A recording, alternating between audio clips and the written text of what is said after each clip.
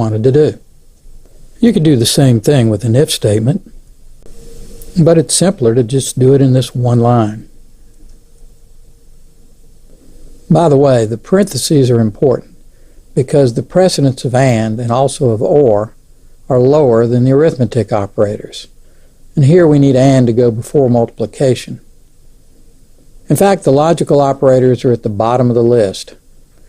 Everything else goes first, as we'll see when we revisit the precedence table in a few minutes. There's one last feature of logical operators that we need to consider: their use with arrays. We can see how it works with vectors, so we'll start off with those.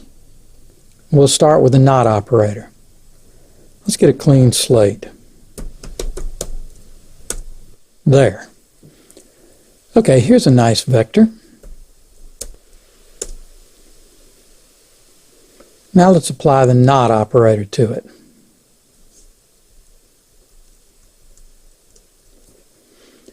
It changes true to false and vice versa. And that's what happened here. The non-zero numbers 1, pi, and -2 represent true, so they're changed to false in the form of a 0. And the 0 here is changed to a 1. Since not operates on individual elements of an array, it's an array operator. Now let's try the AND operator with arrays.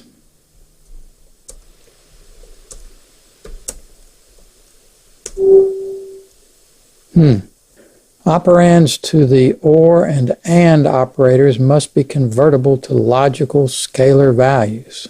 What does that mean? Well, it means that the operands of these operators have to be scalars. They can't be arrays. Well, it's time to reveal that MATLAB actually has two versions of the logical operators. The versions you've not seen yet are array operators. Here's what the array versions of and or look like. First, let's get the original version, and then we'll alter it. Then we'll alter that one.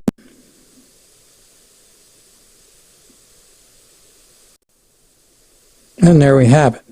As you can see, there's a single ampersand for and a single vertical bar for or. You might have expected to see a dot show up in the array versions of these operators. After all, for the arithmetic operations multiply and divide, as you'll remember, each array version adds a dot to the operator. But for the array versions of and or, there's only one ampersand for the and operator instead of two, and only one vertical bar for the or operator instead of two.